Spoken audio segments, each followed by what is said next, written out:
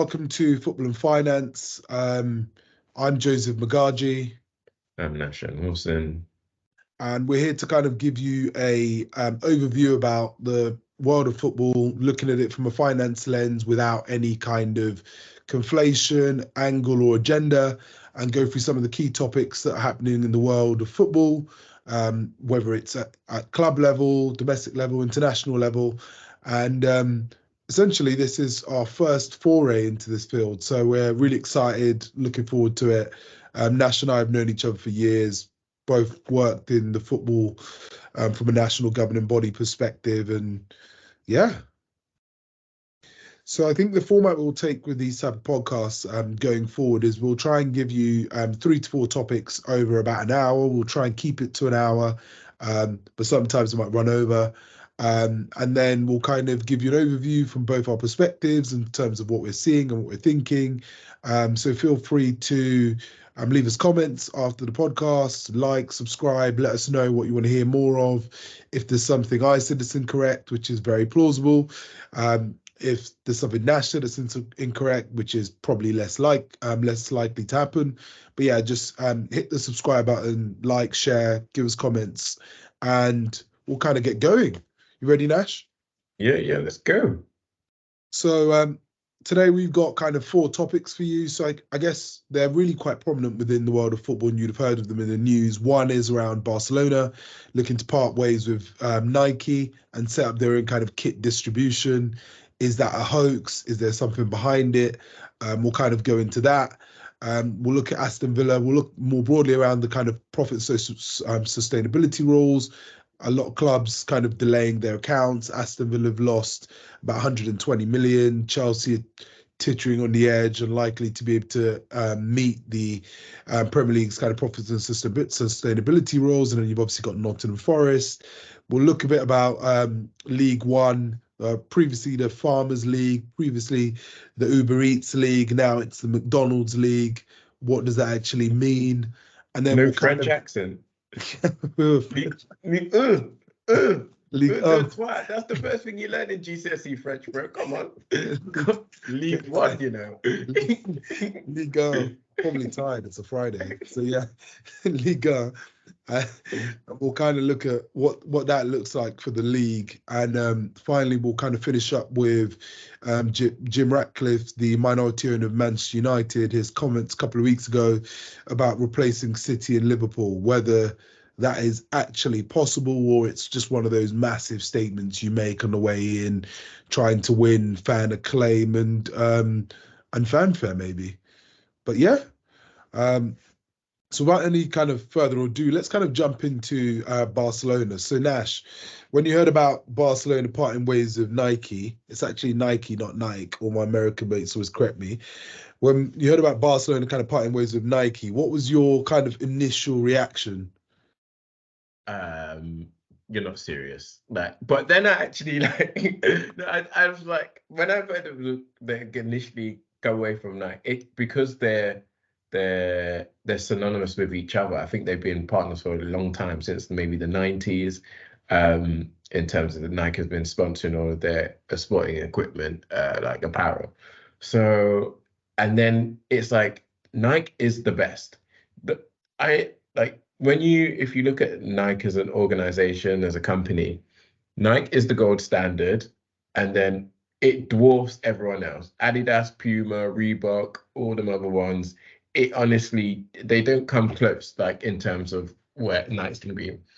And Nike has I guess a strategy of kind of selling you a dream, you know, that kind of just do it thing, and sponsoring teams, sponsoring players. Everyone's seen, you know, Jordans, LeBron, all of the kind of athletes. So they sell like consumers, the average Joes like me and you, the kind of dream of, call myself average. The average Joes, me and you, just the kind of dream of like, you know, wearing this you will be better. You will be part of like something greater than yourself. You achieve things and stuff like that. So they've got a great marketing strategy.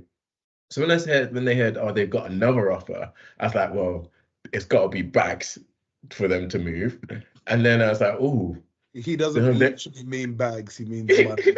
So he I was means like, he means greater amount of revenue than yeah, I they're was like, really they earning. got that. I think it's something around 100 million euros a year, maybe euros or pounds, can't remember, but it's 100 million that they're getting from Nike each year. I thought, oh, be at least 20-30% above that. Because remember, they're still in contract. I think they got another 4 years on their contract with this deal. 2028. So yeah, for another 4 years. So unless you can only get out of the contract if you're saying that the other person breached the contract. I ain't gonna go too deep into contract law, but there's then I think they've been falling out over the kind of quality of the kit and other issues. So I was like, all right, they've got another deal. The other deal's going to be Rex. They don't care about the kind of potential litigation that's going to impact it because they'll swallow it because the new deal's so sweet. Then they were like, no, we're just gonna maybe make their own kit. And I was like, I didn't even never heard of nobody making their own kit.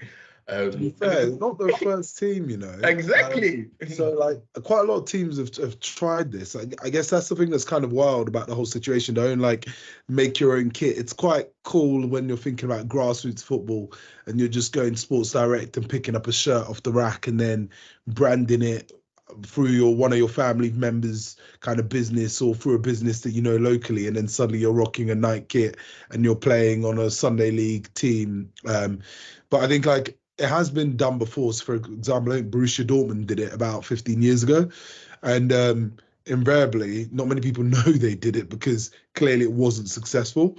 It doesn't mean that Barcelona can't do it, but I think fundamentally one of the challenges with a club also trying to take over the end-to-end supply chain process of the creation of their kits, the distribution, all that type of stuff, is they're operating in a space they don't know, and invariably, what are you going to But say there?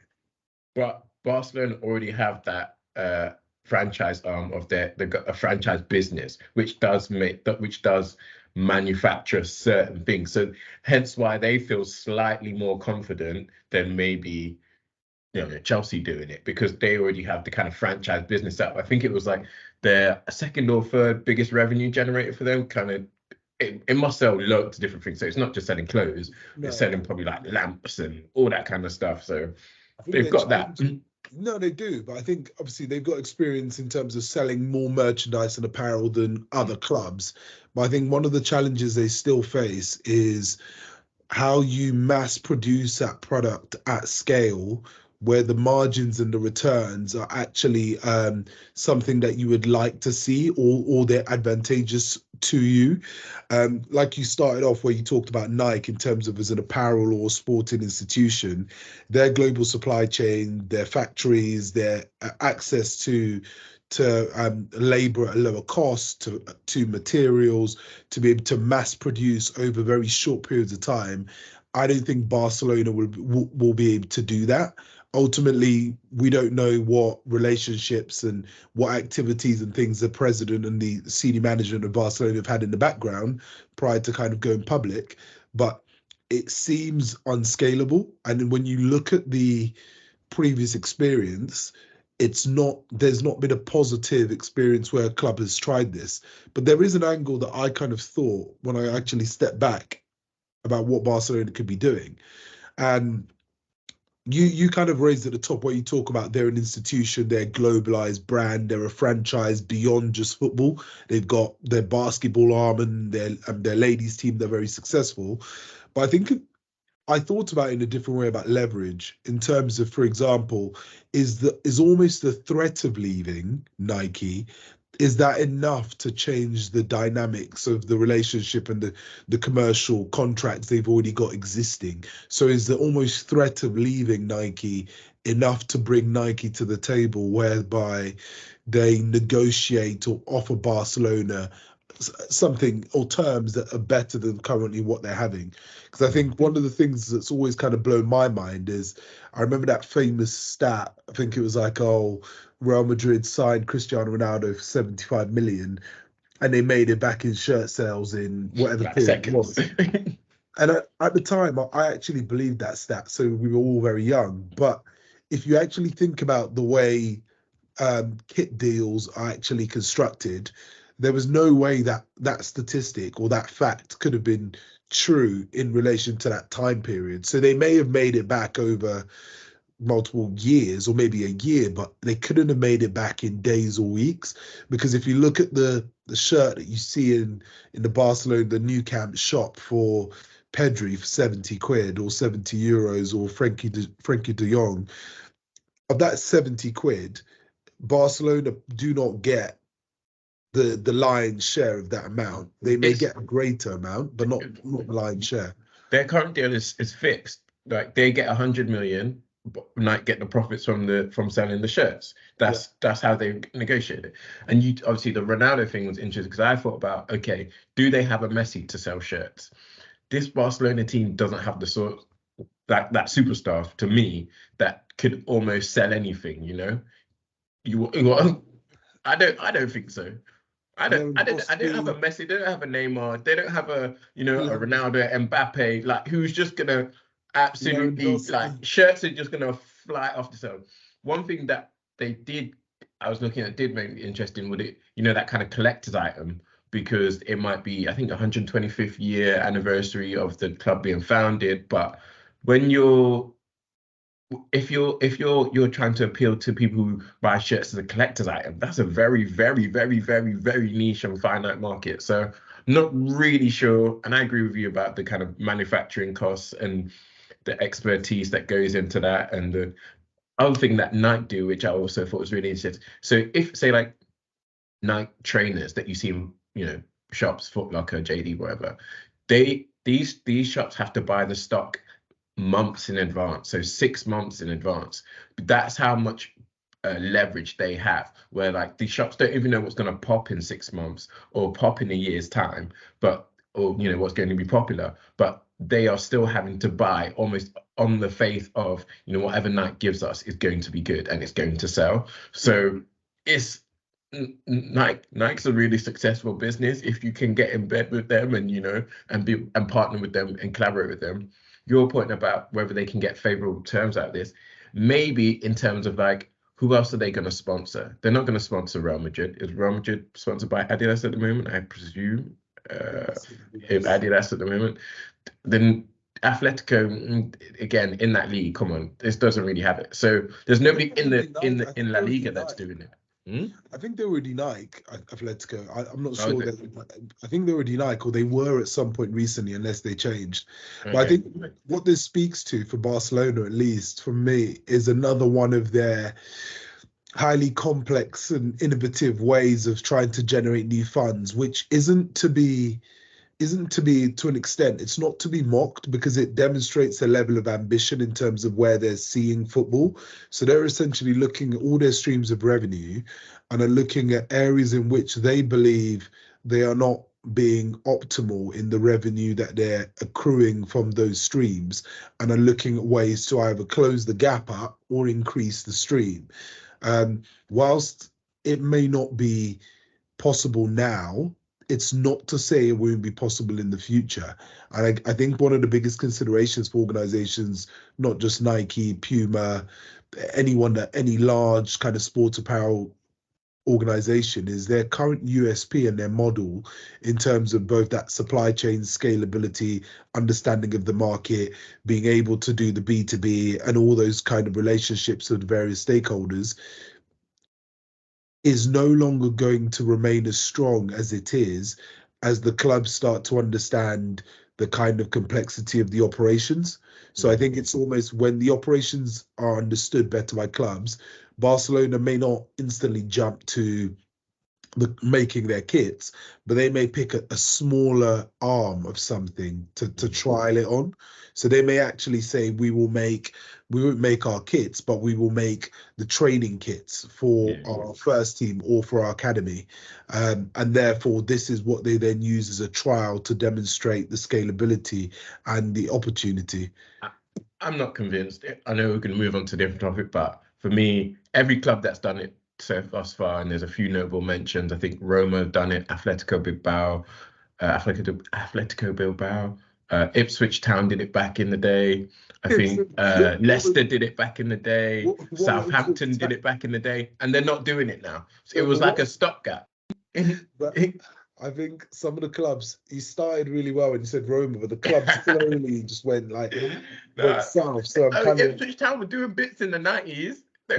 what were Ipswich Town and Southampton and Leicester? Don't mock it. Don't mock it. Ipswich Town were doing all right in the 90s. No, But I'm not yes, saying a lot of them was for like a certain time period, and maybe that's it. Maybe they do it for a certain time period, next 3-4 years, until like their contract would run out. So technically, they're not infringing their contractual terms if it's like you can't work with another supplier. Or what if the supplier is me? You didn't say nothing about me doing it for myself. So that might be an avenue that they go down.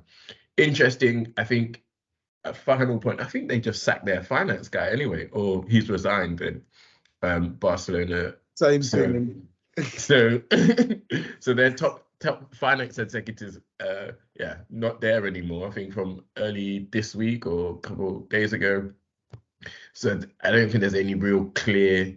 There's going to be like, I guess, a new financial strategy to come up and think of, and who's leading that, or somebody didn't like the way it was going. Yeah. Obviously, they're in a lot of debt. They're suffering with the financial fair play rules themselves and like the equivalent sustainability rules in La Liga. Are they? I was gonna wait for you to finish before I came in, because the question I always ask myself, right? It's weird because I look at Barcelona, I'm like, but are they though? Because like the players, their wage bill is still crazy.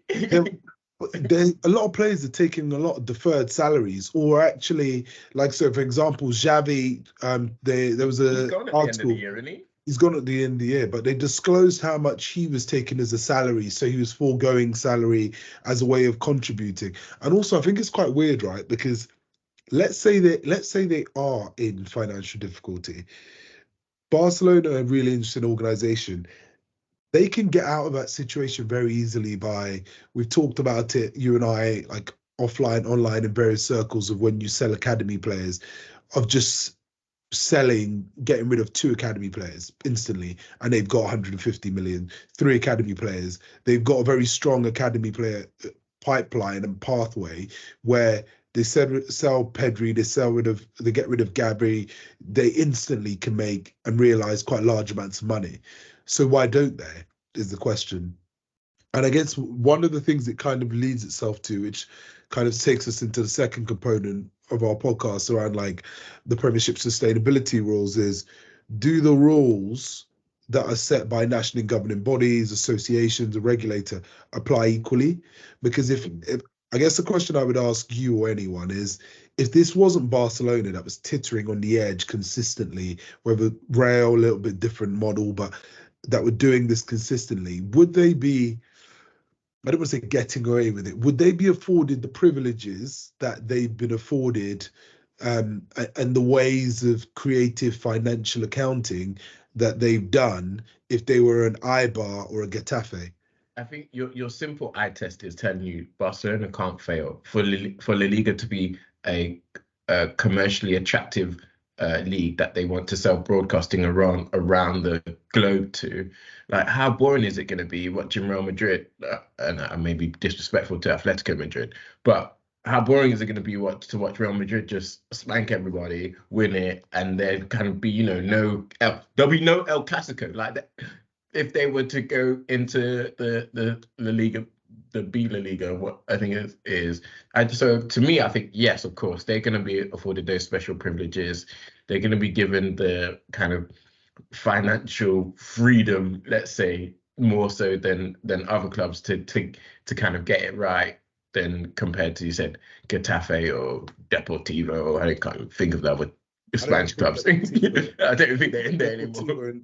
I don't think they're the Championship, the Premiership anymore, or La Liga. They got relegated. But I think you're probably thinking of those like Glory, Diego Tristan, and Valerondes of the early 2000s. No,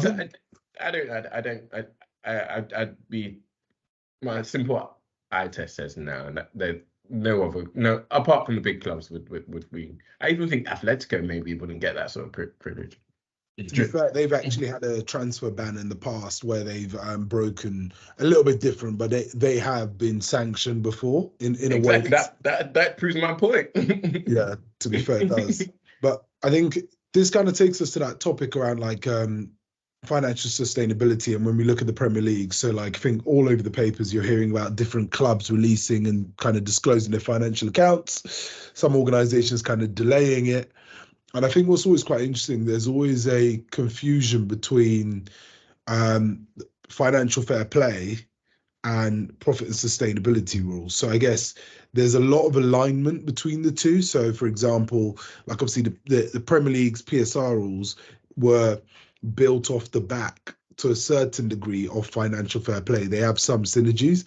And I think it's quite interesting to kind of take a step back and understand it before kind of starting to look at its application to Premier League clubs. So I guess I don't know how familiar you are with it, but one of the things is, so if you look at how it kind of came about or the genesis, so essentially what it says is clubs can lose about 105 million a year over 3 seasons, right? So they can make losses of 105 million across three seasons on their books, and they can almost make their deductions that can be taken against it. So things like if you're doing any massive stadium renovation work, so you're redoing your training facility. So a la Everton, how they've collected a 10-point stroke 6-point, they tried to put a lot of it on their stadium configuration.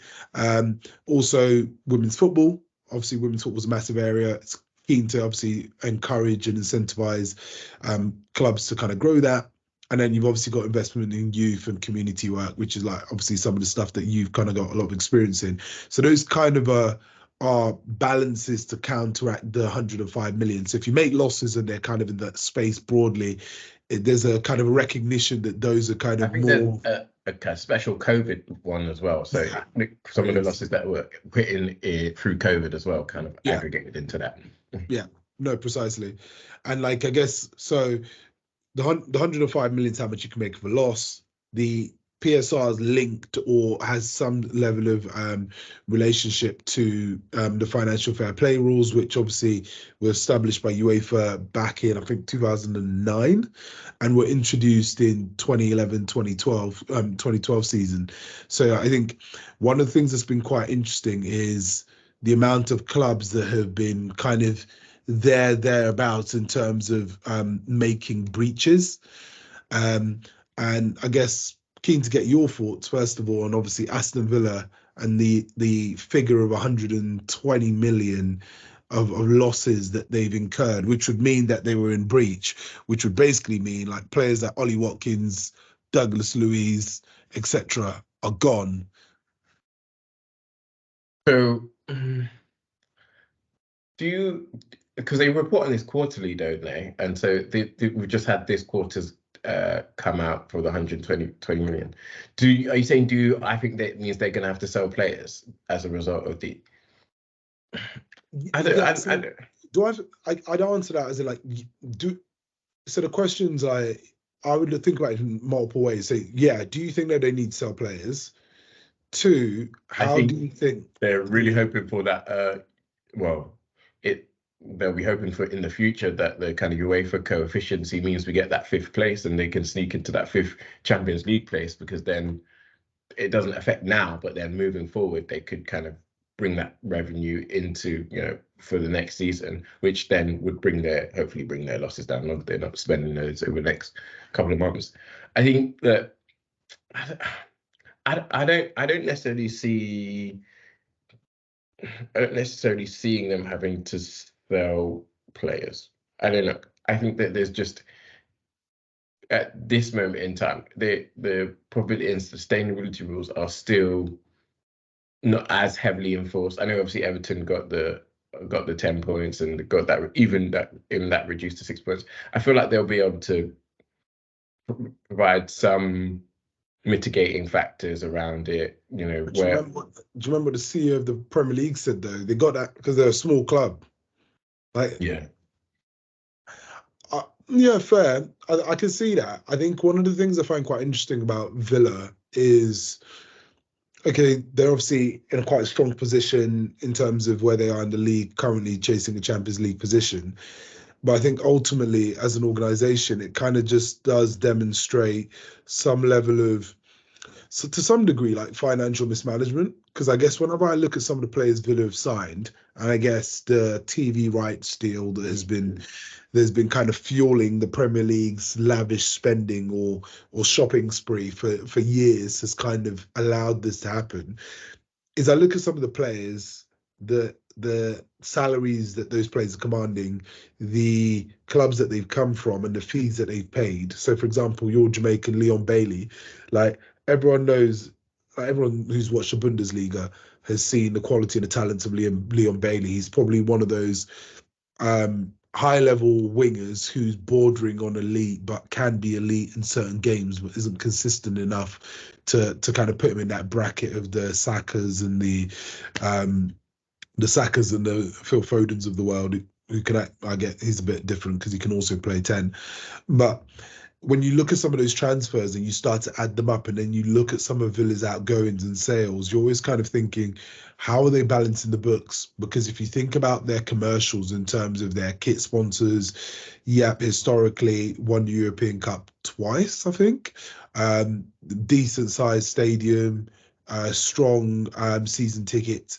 It never quite adds up. But I think one of the things that's been really kind of irking me is this chat about the clubs that are borderline likely to fail the profit and sustainability rule. So the average loss of 35 million a season over 3 years will be forced into almost this fire sale, of which they become at the mercy of the rest of the league in Europe who are aware of it and can take advantage. And I guess my initial thoughts before I kind of let you come in is I find this idea of people taking advantage of misfortune of other clubs I find it almost not ludicrous, but like something I kind of struggle to believe. And the reason is because if you're a player, if you're an Ollie Watkins and you need to sell Ollie Watkins to balance your books, right? And you need to sell him by a certain period, you value him in your head at 80 million because he's got England caps, he's averaged 18 goals a season. If you get 74 million or 70 million, at the point that you're near or you're thereabouts your valuation or number you're willing to accept, Villa will accept it. But from the buying club, at the point that that number is within your number, you also aren't going to be trying to find a bigger discount because guess what? You're not the only person chasing Ollie Watkins. So if you start haggling over a couple of million or haggling your way to the bottom, I kind of feel you end up losing out on the deal. And secondly, even if you look at, I know Chelsea will come to them at some point, but Villa's indiscretions are not of the magnitude of Chelsea, where Chelsea's spending has been deemed to be reckless.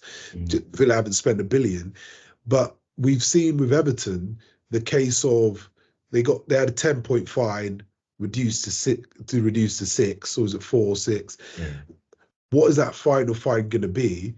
And second of all, if you're Everton and you're a club at Aston Villa, you may swallow the fine and still be okay. So, for example, I know it might cost them Champions League and they might not put it in this season, so it might be retrospective, like in years to come. But you might just take the fine. I guess what I was thinking is like other clubs are teetering on that, over the 3-year period at that 105 million? 105 million.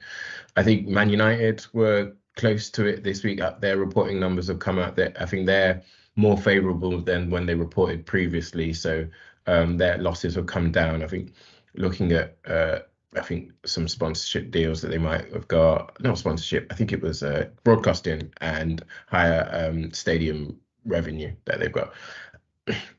Do I see Aston Villa having those kind of bumps where they're getting kind of little boost from broadcasting? Maybe if they how the broadcasting deal is spread out, they might get something. Their stadium, I don't really know. I'm not convinced on that. In terms of like having under pressure to sell key players like Ollie Watkins.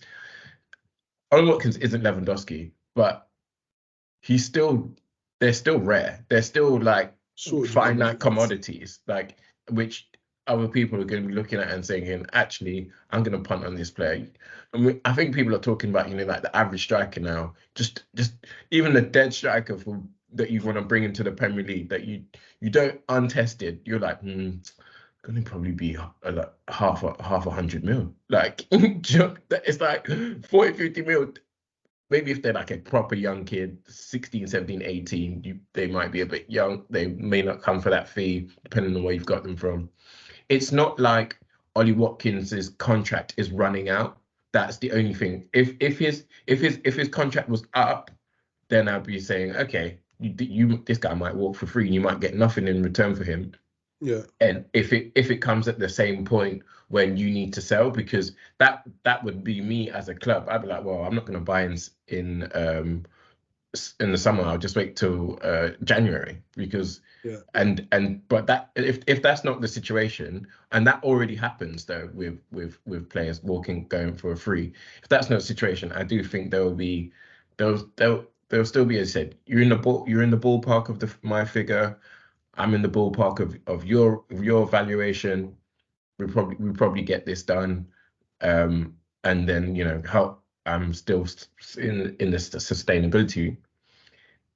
In terms of, I did think maybe when Everton got the 10-point fine that it would shock a lot of people, because obviously they got the 10-point fine. I think they went to like straight into the relegation zone. I might be wrong. They might went bottom, but I can't remember. They went straight into the relegation zone, and I think that would have shook a lot of teams who maybe coming up wanting to spend big, or. Apparently, clubs so I was reading something that said like if Leeds United or Leicester City come up, or if both of them come up, they're at risk from the Premiership sustainability purely because of their expenditure prior to going down. As in the years preceding their relegation, obviously when Leeds came up, they had a Premiership wage bill. They were paying. I remember they had Jean-Claude or Jean something Augustin who was previously at PSG, was at RB Leipzig. They had a guy that played. You said PSG. You said that. So he played, was at PSG's academy, had gone to RB Leipzig, and they'd managed to get all these type of players through the door, and you kind of wondered how they were making it work. But I think one of the things you touched on that was quite interesting, that you mentioned inadvertently, there was a football accountant, Kieran Maguire, who spoke about the PSR saying, does the figure of 105 million need to be revised? Because I guess one of the things you and I always kind of talk about in several WhatsApp chats and bantering friends as well is like this thing around football inflation. Like there's inflation everywhere, supermarkets, buying a pair of jeans, a pair of Jordans, whatever it may be. But I think we never really talk about football inflation, which is why now, if you get a up-and-coming striker, you talked about a Premier League striker, whether they're good enough or not, is now about minimum 50 million. Obviously, you get the Nicholas Jacksons, the future Didier Drogba's, as I call him, who come in on a bit of a cut price type thing. But generally, there has been inflation in football, and invariably that hasn't been priced into the calculation. So that calculation may be inadvertently adversely affecting certain clubs. Ultimately, even as a Chelsea fan, I'm not going to be out here saying wage inflation is why Chelsea are going to miss the target. I'm sure they'll find creative ways not to. But for certain clubs that are just near the 105 mark, wage and transfer inflation may actually be an impact or a key kind of determining factor. And I guess the question is, should it be, and I guess this isn't a question for you and I, but I guess the question I always kind of think of in my head is, should that number be reviewed? And I'd say the answer is yes. The frequency and the duration of its review, I don't know what that is. And ultimately, I'd peg it to the broadcasting deals if it was me. Just like every time they negotiate a new broadcasting deal, international and domestic deals, then because I think that's what drives the inflation more than anything else is the money, the TV money. So every time and I guess maybe I'm thinking of like how the NFL and NBA when they were every year with their salary cap. I don't think it would work necessarily every year, but if it was, yeah, every, I don't know, how long does the Sky deal last for, like 5-6 years Yeah, ish, 4 or 5 seasons. and then, or is that too long? But that to me seems the driver of inflation, because that the money gets injected there, doesn't it? And so it was like, oh, everyone's got more money now, you can pay me more. Yeah, I think I'd be inclined to agree with you. I think the only thing I'd also say is, whilst that may be a drive of inflation, the other component is is like clubs where they sell marquee players. Like, one of the things I actually really admired about Aston Villa, and I was actually talking to a friend at work about previously, is their sale of Jack Grealish. And if you look at when they were looking to kind of sell him, it was obvious he was invariably going to go. But they actually started to spend the Jack Grealish money before they got it. Because I remember when the transfer happened, or prior to Jack being sold, I actually saw the players Villa were buying, and in my head I was like, they're signing all these players, and the numbers of these players are rising, and a couple of them, because when you're selling a player like a Jack Grealish, it's exactly the same as PSG currently with Mbappe. Like, it's not off one for one replacement because their overarching contribution to the club. So it's almost, when you sell a Jack Grealish or Kylian Mbappe leaves on a free, and exactly the same with Eden Hazard, you almost have to do a combination of players Yeah, it's by to kind committee. of to fill that void. And that's how it felt when they were doing it. So I almost thought, you're going to pocket the money from City, so you're spending before you buy. The reason I raise that kind of line of thought is because rarely does that happen. Because usually what happens is the clubs wait to sell for a large amount. Everyone knows you have 100 million. It's like you go to a shop, right? Somebody just sees you sell a pair of trainers for 200 quid. You go and ask them to buy that pair of trainers. That had a price tag on it that was much cheaper. You go over and say how much, and they're like 200 quid. So I always feel that has driven it. And maybe we wouldn't see it so prevalent, or it wouldn't be so prevalent in leagues, if more clubs kind of did the buying before you sold. But invariably, I guess You got maybe to make sure you sell there. yeah, that I guess maybe I'm thinking about like a utopian world, because there's a danger you buy all these replacements for Oshiman, and then he goes, nah, I'm actually happy, I'm gonna stay here. And then you're like, oh, cool. You're left holding the bag because you've now Exactly. just And you're a cap. spent 120 million because you thought you were gonna get 120 million because someone was gonna trigger his release clause. Yeah. No, I think, as you said, people know they got money. They want you to spend it. So I understand why you might, you know, look in the market, see what's available now before people think you're flush. There's and one in premium prices. Or what I was going to say around the kind of the financial fair play, and then the PSR leads into that, is if it is pegged at the sport broadcasting deals, and that kind of driving the inflation, what you then can have is kind of something almost tangible. So you can say, it's sports revenue or sports broadcasting deal has gone up by 20%. So therefore, we're going to increase the 105 million over 3 years by 20%. And it kind of keeps that, I guess, consistency, fairness. There's also another incentive for the clubs to come together and, to agree a deal, because they know it's going to be tied to that particular. Everybody wants that cap to rise. I say everybody. I think that most people do. Maybe some of the smaller clubs who are like Burnley, who are never going to spend. They're just tight. They're never going to spend, no matter how many times they get promoted. They're never going to spend it. They probably don't want to go up. So that was what my thoughts around it. Speaking of I guess the broadcaster, like, kind of takes us on to the next discussion around Ligue 1, and Hey, I was because tired. The car. they've been in a bit of a. It's been interesting, like, 'cause is Ligue 1 that that's sellable around the globe.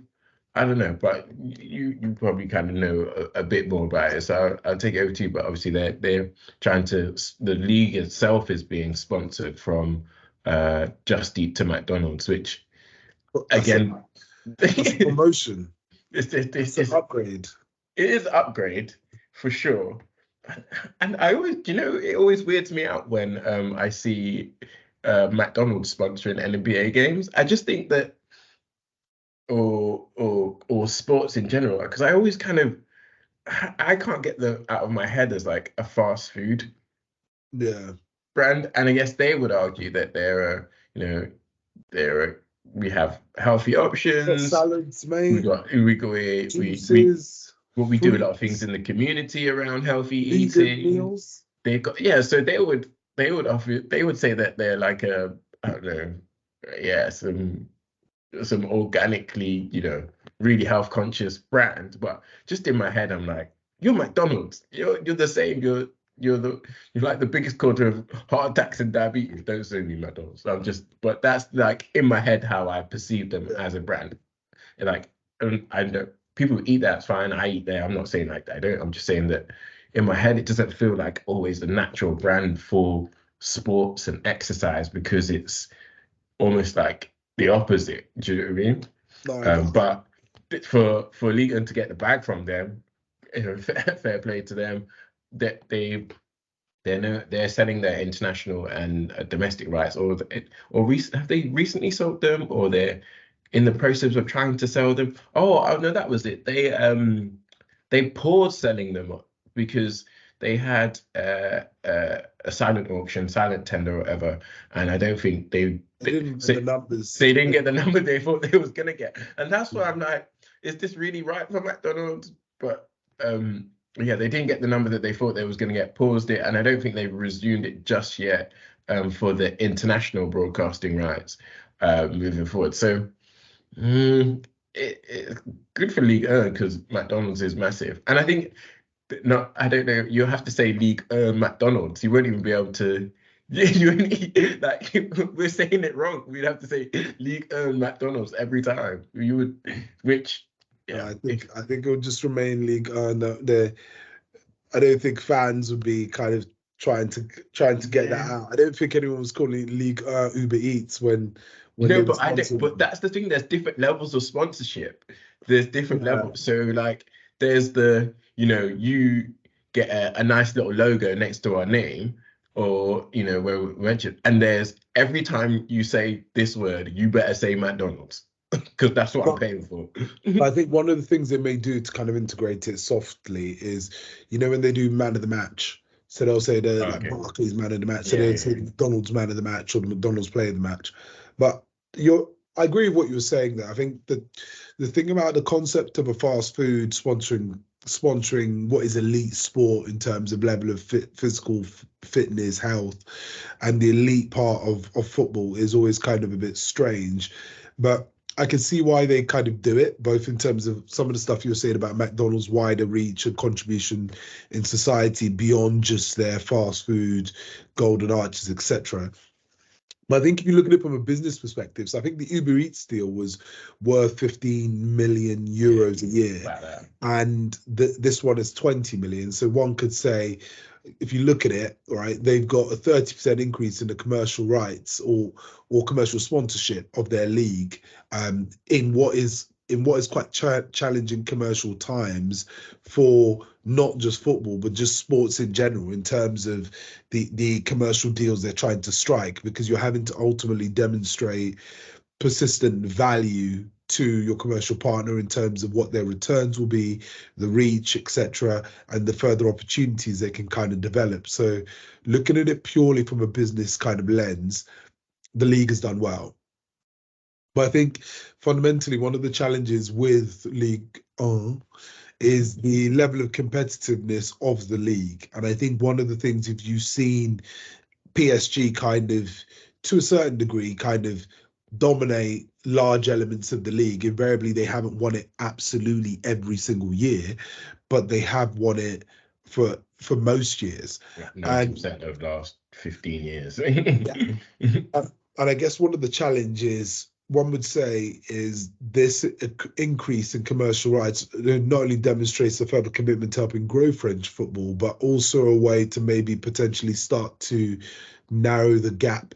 PSG are a sovereign state-owned club. They're owned by the Qatari kind of royal family or conglomerate, or whatever you may want to term that as. It's not to say Lyon, Marseille will ever close the gap, but I guess one of the Monaco. things But Monaco, we're trying, one of the teams that's won it, and obviously yeah, they had that golden generation of players yeah, that came through, and I guess what, Mbappe and yeah, Fabinho yeah. and Timur Bakayoko, but let's not go into that. Let's not talk Um, about that one. yeah, it's still a bit raw. I think he only left Chelsea like 2 years ago or 1 year ago. He was like being loaned out for like 50 million clubs.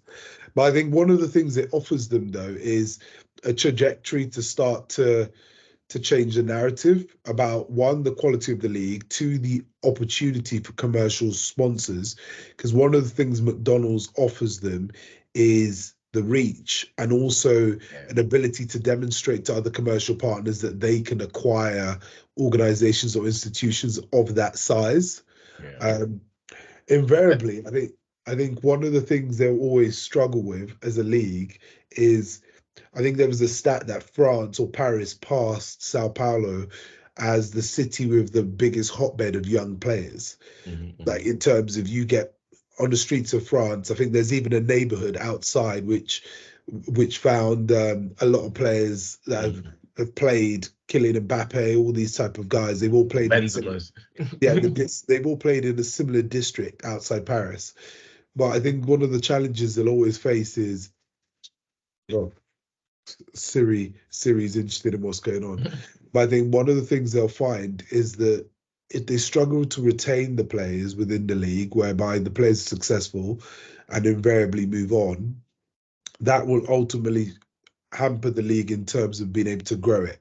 One of the things this McDonald's deal will offer, and like you were kind of touching on it when we were talking about PSR and clubs like Aston Villa, etc., is these type of large commercial rights deals or commercial deals or sponsorships that you're kind of seeing with companies like McDonald's enables them to actually offer more competitive salaries. So it's not to say that the Leon will be able to match freaking Brighton's salary on a player, but what it does mean is they can at least offer an even more attractive proposition.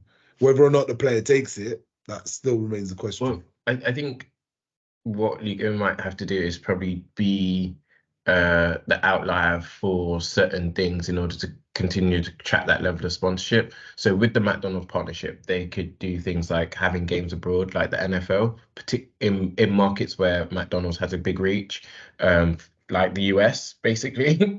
And if they can get, American consumers interested in French football. Naturally, you've got a lot of French-speaking African countries that is kind of easier translatable because of the kind of talent that comes from a lot of the kind of West African, French-speaking African countries and further down Africa. So that's another area where if you could bring games to those emerging markets, that kind of can, when the next cycle of broadcasting rights comes along, you're in a stronger position as in selling your product to BN, or I can't remember what are the different ones you see when you're watching the international Canal Sports, all those different guys, to say, yeah, you want to choose us, even Sky in other countries, to that there's a bigger reach now with French football because we now have 5 games a year. Middle East, like they already have the Qatar link. Like if they did PSG versus somebody there as a home game, like a game that actually means something, not because everybody does the tour now, isn't it? Everybody does the US tour, the Singapore tour, like pre-season tour.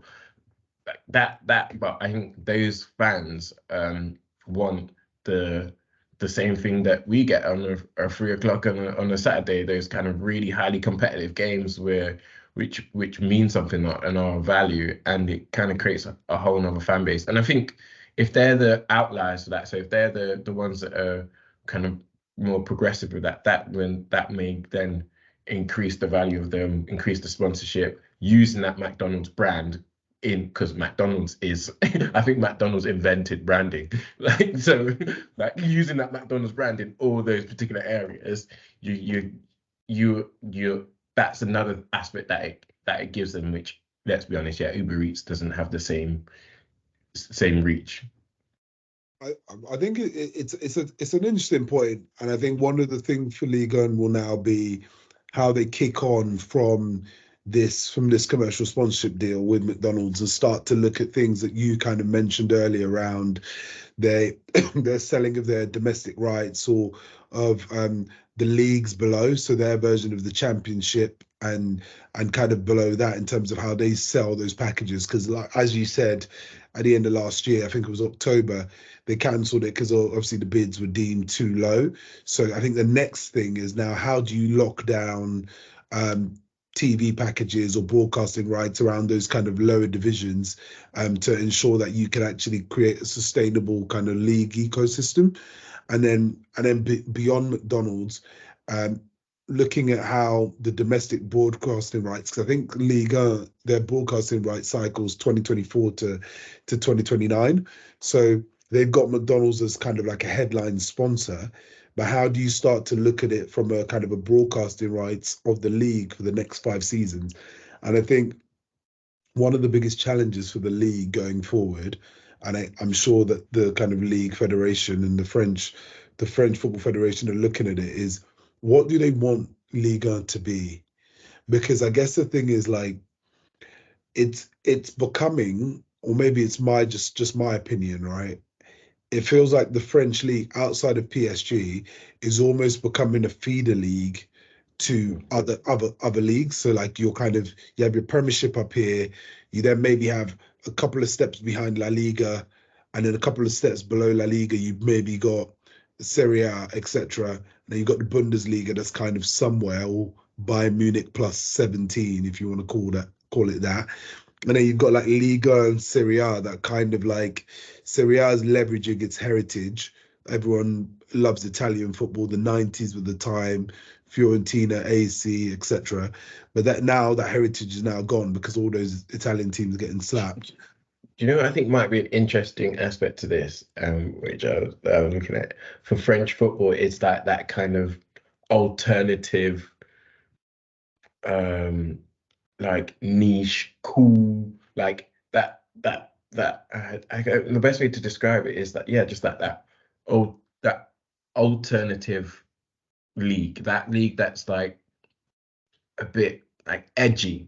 I don't know how best to describe, but if it kind of changes the appearance of the league, that's one that's like not so corporate, not so stiff, not so like even like financially motivated, but one that's kind of more around like culture, around like us as a movement. Like that's where I could, given, you know what you're talking about, like the talent that's in the streets in France, like that's how they could almost pivot it. So you're not actually trying to be like the Premier League, you're trying to be like your own, like the people who most watch you are the 13 to 25-year-olds who think actually you watch the Premier League, that's for the corporate 40-year-olds who ain't got nothing better to do. This is actually for the cool kids, and we watch it through all these different platforms, the streaming platforms, all that kind of stuff. That's maybe where they could pursue it, and then it kind of feels like it's a little bit edgier, different, and maybe not so corporate and clean like the Premier League is, just the absolute machine at the moment and getting money. Yeah. No, and I think ultimately, like, one of the things is, if you look at the product, I think there'll come a time when all the leagues have to kind of, outside of the Premier League, have to understand that it's very unlikely that they'll be able to surpass the Premier League. Overall. There may be areas where they excel. So, for example, I think like La Liga are, from a technology and advancements, the stuff that Javier Tebas and their senior leadership have been able to do in terms of the integration of technology into their league clubs and stuff are beyond where the Premier League currently are. So I think clubs will either have to accept that their offering or their product is different, or there'll be elements where they excel more than the Premier League and areas where they don't. And the comparison isn't an apples to apples comparisons, it's an apple for oranges. And I think what would actually maybe expedite, not just from a sponsorship perspective, but the quality of the league, is if a French team does eventually win the Champions League. I think the last French team to win it was Marseille. I think you and I would have been like six. I think Oh, Marseille won it in the early 90s. okay. Like, Did and Marseille play Porto in the final that Porto won? Or have I got that mixed up? I don't know. Marseille, I think, I don't know, I maybe. don't think Porto made the final in the 90s. Oh, no, I'm talking about later with Jose Mourinho. Oh no, Porto played. They played Monaco, didn't they? Oh, sorry, my Because bad. Monaco knocked Chelsea out. That Yeah, was with Fernando Morientes and yeah, the yeah, striker from DR Congo. I can't remember. Shabani Nonda, I think that's his name. yeah. Anyways, in terms of, But I think it's like till one of them wins it, because I think ultimately if PSG win it this year, I think the question you have to ask yourself as any fan, if PSG win the league this year, the joke about the people have been making for years about the Farmers League to a certain degree has to kind of be paused because they're champions of Europe. So Farmers League or not, they're champions of Europe. And if you're a team that's beaten PSG once or twice, you also deserve your respect to a certain degree, because you're like, hold on, we beat them twice, they're champions of Europe. So we're not clearly not crap. So I think till PSG win it, I think it will then give the league a bit more credibility in terms of whereby the trophy goes into PSG Stadium. Every team that suddenly now goes to PSG, they have a target on the back as European champions. And whether you win, draw, or lose, the performance levels will naturally go up because you're against European champions. Whether you're a player who's playing yeah, yeah. for Toulouse, who's trying to boost their future sale or be sold onto another club, and knowing you put out a good performance against PSG, maybe you had Hakimi on skates during the game. What does that mean for you in terms of your career, whether you're negotiating a Do you new think that contract? doesn't happen now? Do you think they like lower league clubs, they're not giving them? It's like the kind of Lakers argument. Every time you get to play against LeBron, everybody's trying to do the most because you're playing against LeBron. Do you not think PSG has that, given how much they've won in the league in the last 15 years, sort of thing? No, Like you know what? what do you know You're what I right. mean? You're right. I'm not saying they don't, but I'm saying there's an extra level that people take it. So if we're Yeah. using that analogy of the Lakers, there's a level everyone comes or takes their game to when they know they're playing LeBron in the crypto arena, compared to playing LeBron in the crypto arena and the Lakers are the defending Western Conference and NBA champions. I think there's an added, there will always be that. And I think it's like, you see all those flags in French football, if you watch it. There was a match I watched once where it was anyone but PSG in terms of to win the league. All the other 19 clubs would happily let it be anyone else but them. So they're already kind of doing that. But I think the Champions League winning it, I think also because they've never won it, and I think only Marseille are the only French team to ever win a Champions League. Like, having PSG then win it would be like, oh gosh, now we have to hear this. It's kind of like the narrative we have in the UK where everyone knows as soon as Liverpool win the league, it's like, oh gosh, we're never going to hear the rest of this. Like, they'll talk about it like like forever till they win the next one, and they'll talk about that. But I think that takes us into that idea of, like, if we're looking at commercial rights and sponsorships, and PSG and what it means for Ligue 1 and other clubs, like, it takes us nicely into kind of our last topic around the comments from the minority shareholder of Manchester United, who also owns Nice, but I guess he's a majority shareholder there, so a little bit different. Jim Ratcliffe, about wanting to make Man City um, and Liverpool irrelevant, or like end their sequence of dominance. And I guess some of the areas he kind of spoke to were renovations of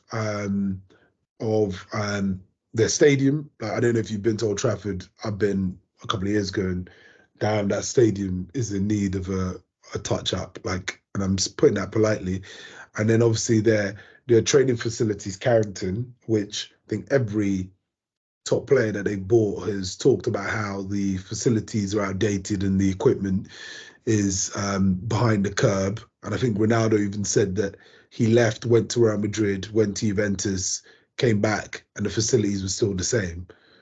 So that's only kind of telling you. So what are your thoughts on the likelihood of being able to topple Man City and Liverpool over any period? I'm not saying even next season, just over any period. I mean, all these things are cyclical, innit? And everyone has like a period of dominance, and the only one constant is change, as they say. So I do think at some point, this era will end. Like the Liverpool era ended in the 80s, like the United period in the 90s ended. They weren't owned by state-owned clubs, though. Yeah, they weren't true. owned by state. They weren't owned by nation states. Well, this is my point. That he obviously is a very wealthy person, and with a certain amount of wealth, I think you have a certain amount of confidence. But I even with him, I think there's another level of ridiculous money that which will ensure Man City, to me anyway, remains viable, remains a viable contender for years to come. Like they were still contenders before Pep. Pep kind of just took them over edge as like a dynasty almost. Like they found I'd say one of the best top. You can argue, but you could just say he's top 3 managers ever at this point. I think this is why I think when we talk about catching Manchester City and Liverpool, I almost feel you've got to break it up into football and non-footballing. Can they catch Man City and Liverpool in terms of non-football, in terms of stadium renovations and redoing Carrington? Yes, they can. Yeah. Question is who will got a good ops manager. That's all you need for that. Come on. No, but I think the thing is obviously they will do that. If you look at like Melwood, say like Liverpool's training complex and Man City's, etc., all the renovations they've done, even Cobham, which was done years ago, is still like in a better shape than Carrington. I think from a non-footballing standing, they can catch Man City. The question will always be who will fund it, because I think the last figures I saw when this was prior to Jim actually buying, I'm calling him Jim as if we're friends. Sheesh. So Jim Ratcliffe was probably saying, sir, that before he actually was successful in the bidding process, I think his competitor, or the person that was meant to be bidding with him, one of their concerns was if you were to buy Man United outright for 5 or 7 billion, to redo Carrington is at least $1 billion. To redo Old Trafford is multiple billion. So before you've even got to, I was going to say enjoy your spoils, but the billionaires enjoy their spoils when they've got that many billions. But before you've got to actually get involved and do stuff, you've already spent 3 or 4 billion on just infrastructural projects and work. Before you then start focusing on wage bill, player, etc., contract extensions. And I think Man United are actually doing redundancies now. I think they've got one of the largest staff base of Premier League clubs. So I think they have like 700 employees or 900 employees. I can't remember what the number is. And that's most like FA size. Yeah, that's the FA size. And most Premier League teams or like other top 6 teams have like 500-600. So they're actually just trying to trim the fat. I think from a footballing perspective, I don't think they will ever close the gap, or not ever, before people starts sending me receipts for this video in 15 years. But I mean, in the foreseeable future, because there's fundamental challenges with the DNA of Manchester United in terms of massive paydays for players that may be coming towards the end of their careers, and the leverage that younger players have, and the bad contracts they give out. So we can just look at the Jadon Sancho this week. I knew you were going to say Sancho. No, because the thing is, think about it. So man of the match this week. I appreciate again Farmers League. So let's slow the horses against Inter Milan again. Not quality, not really. Was it even Inter Milan? Was it PSV? PSV. PSV. So yeah. against a Dutch team managed by Van Nistelrooy with kids, but I'm sure there'll be Dutch fans that will tell me that there are players that aren't kids in that team. Evidently, I'm being flippant. But the point for me is, you look at the contract they gave him, right? So I talked to a couple of friends who are United fans, and I was saying he's 22. I think he turns 23 in a couple of months. He can run that contract down to 25 and leave as a free. So he'd have had 5 years of 300 grand a week, um, starting from when he was in his 20s all the way to 25, and then sign another mega contract with no transfer, where therefore he keeps most of the bonus because there's no fee incurred. They're now in a position where the leverage is swinging very quickly. So, like at the end of by January, so in like 10 months' time, he is in an incredible position for leverage. Even if they But trigger that additional he has year, to perform though. That's another thing. Like the leverage is there by you create the leverage by performing well, and you're betting on yourself that you're gonna do bits, and that probably has given Sancho that bit of edge to get back into form, confidence, new players, new all that. So I get that. I don't think that, say if he was dead, yeah, that the leverage wouldn't be with United. I guess but what you're then looking would at have happened is that the value of him would be lower, and therefore someone will get a you deal. you're gonna get a worse deal. But I think I would look at it this way, right? Like you're an NBA guy and an NFL guy, right? If you look at it, it's quite common in American sports, and it's even more common in football, more than we would like to admit it. Whether or not, I don't think he has to perform, right? And that sounds like a wild statement to make. And let me kind of qualify that, because he's got the history of having performed. And that in itself means that wherever he goes, whoever signs him, whatever manager is coaching him, or whatever it may be, knows that he has an ability that they have seen before. He has done it before. So they will always believe that they can bring it out. It's, for example, when you see in the NBA, Kyrie Irving, perfect example, right? Kyrie was an incredible player at Cleveland, won a chip, won a championship, etc. All went to his head, or whatever it was, his struggles, emotional breakdown, whatever it was, kind of went off the boil. But he still kept getting massive contracts from big franchises because people had seen what he could do when he was fully focused. To the point that now you could say he's fully focused. He's averaging 20 points, etc. But my point is, people will only look at the Jadon Sancho and go, actually, look at the Jadon Sancho at Dortmund. If you want to discredit the league, fine. Look at what he did at Dortmund in the Champions League over multiple seasons. That is enough for them to believe at 25, when he leaves on a free transfer, or if United trigger that extra year. I think they probably will have an extra year. I'll be stunned if they don't. Everyone will say, I have seen enough to believe that that player is still in there. It's under the right environment and right coaching, which will always mean he will always have offers. It's when you've never done it before that people are then like, I'm not really about an experiment. Don't really want to try that. And I think that's why, for me, from a footballing perspective, I think they are further behind in terms of catching yeah, those two I clubs. think I think this can change so quickly though. With Klopp going, because we've not really spoken about Liverpool. With Klopp going, they might look to take a different kind of new strategy. Players like obviously Salah, Van Dijk, kind of that kind of spine of the team. Probably they beat us with a couple of their young guns, but we had our young players too. So don't get it twisted. But that team is kind of changing its shape, and who knows what that looks like in 18 months time. So I can see that and they don't have the financial backing maybe of a nation state that's got loads of oil and petrol. But so I guess when we're getting with Liverpool is that it can just shift so quickly. New No, manager, new players. I It think you one can. hit, like not one hit wonders, but one superstar that comes out that kind of changes your side, changes your team, can have you in and around, sniffing for titles.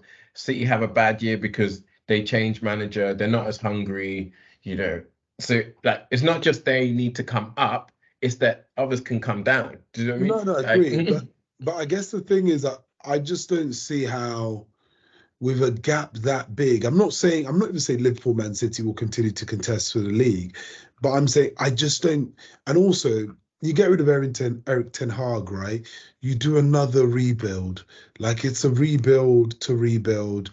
And I think the bigger thing is I will start to believe they can close the gap when they get all the players on the contracts, the legacy contracts. I think they only just got rid of Phil Jones. Think about that. Only just got Man, like Johnny Evans still there. I don't think he's yeah. collecting that much of a bag, to be fair. So I don't. no, it's not. But he actually, to be fair, is a very good player to kind of have in your books. Yeah. But till they can get rid of the players on the legacy contracts, the Aaron Wan-Bissakas on 100 grand, who aren't 100 grand worth of defender, till they get rid of those legacy contracts, it will always put them in a position. And this is why, literally, a friend was chatting to me about this at lunchtime, going, "Am I happy with Chelsea being 11th?" And I said, that's the angle you're choosing to take it from. I'm taking it as in, I'm happy with where Chelsea are. Performances or table position, obviously not. But I'm happy with the fact we've gone from the oldest or second oldest team to the second youngest team in the league. And in the process, have reduced our wage bill. Now our wage bill is much lower than it used to be. Do you think, and this maybe links to our original discussion, it's like, it has me thinking, do you think the PSR will make things more fair, like as in terms of creating those cycles, so creating that, have is it going to enable better parity between like having not reporting losses and sort of thing? Because when Man City did their thing, when Chelsea did their thing, huge cash injection, like don't matter what you report on your losses, don't matter what you report on your financial fair play was only kind of stuck. Well, it's because of us basically why they brought in financial fair play, let's be honest, and the PSGs as well. And Barcelona, Real Madrid. And Barcelona, Real Madrid, but who are just like outspending everybody. Yeah, like, the Galacticos. Yeah, so I think that do you think that then in like subsequent years, decades, has a longer term impact, which then makes it almost, which bunches people up closer together, which makes it harder for that, that one club to just keep spending money and just keep being the best and most elite club, where they spend 100 million every year on one player, or I mean, we talk about football inflation, but taking inflation into account, that sort of thing. I'm speculating, but I think that maybe that's the intention. I don't know if it will actually work, but maybe it's the intention that will mean that at some point in time, again, it's not that Manchester United are going to get to here. It's that everyone else is going to come slightly down to here, because they're not going to be able to stay here means spending big all the time almost. I think that what clubs will do that, I think this is why I thought that. I think the premise was to do what you're outlining, but I personally think what it's going to do is going to fragment the league even more, whereby you'll kind of have 4 leagues within the Premier League. So you will have like the bottom teams who kind of usually just about stay alive, plus a newly promoted side, the kind of teams that always just about good enough to stay in the league, but they're never really going to be in the top half of the table. And then you'll have a 10th to 7th or 10th to 6th, which will have, or 10th to 7th, which will comprise of one of your traditional big teams that's maybe having an off year, like plus your Brighton, your Wolves, and a couple of those, and the Aston Villas, and then you'll have the top 5. Because I think what will invariably happen, because I always think about it when I look at the salary cap in the NFL and the NBA, right? The whole point of the salary cap and the in the NFL and the NBA and the draft was to make it fair. So you won the chip, you got the last pick. You were the trashiest side, you got the best pick, right? What's happened in that league, clubs have actually realized that the picks have less value and known quantities are more valuable. So teams will trade away 3 years of picks and then we'll say, actually, I'll get Luka Doncic, take my 24, 25, and 26 first, because I don't even know who they're going to be. And I guess the whole point of that. But when you do know who it is, then you are. No, Yeah. like this year, But Caleb Williams coming out the draft and he's going number 1. Everybody knows it. You're not going to trade it away. But even if you know though, like, okay, Zion Williamson, how does that work out? I mean, they've hit a bit of a run of form recently. They I think can't they're keep like him fit, and they third can't. or fourth in the They West. can't They'll keep be him all right. fit. They can't I keep don't him see them fit. winning anything, but They can't keep him fit, and they've got him on a weight plan. But let's get back to football, and let's not fat shame an elite NBA athlete in another sport. But I think the point is, what would happen is the Liverpools and the Man Cities will find different ways of offsetting like these things. So things like selling academy players. And I know that we'll kind of leave it on before we kind of wrap up, is we haven't even, one of the things that will show the likelihood of the effectiveness of not just PSR, but also Man United's ability. So this kind of links all the topics we've talked about. PSR, Manchester United ability to catch Liverpool, Man City, Jim Ratcliffe's view of tabling them, of over toppling them, and clubs failing to meet PSR due to their accounting, and Barcelona is what happens to Man City if they beat the case. Like if they win that case. boss case, yeah. But no, because I think that will send ripples through sport that the law doesn't apply in the way it applies to Everton and other clubs, which we already know it kind of does, but we haven't seen it really that far in your face. And lastly, if you're a big club on the verge of doing a similar thing, you'll cite Man City as precedents and say, wait, can I just Man City versus the Premier League 2024? And then you'll start stipulating jurisdictions or articles or line items within the case. So I almost feel like that is a big pinch point. And also, even if they lose, the penalties and the application of the penalties, the stripping of all these leagues and stuff. If you strip them of all these leagues, fine, you take the trophy from the cabinet, you take the medals, etc. Like, what are you gonna calculate the commercial rights and broadcasting and sponsorships they won when they were successful, and turn around and be like, oh yeah, Man City, that you now owe 350 million to Liverpool, so it'll probably be a points deduction. The points deduction, they won't be relegated. I think it almost hinges that Man City court case. I think it's February next year or something. So at some point early next year, that's a big turning point in all these discussions. Them being caught, PSR, and like the future of financial sustainability of not just the Premier League, but any of the leagues. No, it's good point, and good point to end on. We'll definitely have, when hopefully if we get to February 2025 next year, we're still do the podcast. That'll be like, oh, that'll be the achievement. So yeah, we look forward to those topics, and the topics we talked about earlier we're going to do next week. Yeah, no, but it's been great, man. We'll catch up next week. Try and do it a bit earlier. I'll try to get my French enunciations or pronunciations. League One. People already talk about the championship. No, who knows? People could dial in and think I'm talking about Wrexham, but they're League Two actually, going into League One, so close enough. All right, yeah, good to catch up with you and talk. Yeah, we'll speak soon, man. So thanks everyone for listening. Feel free to like, subscribe, hit us up with a message and feedback and comments, etc. Call us out if you got anything wrong or inaccurate.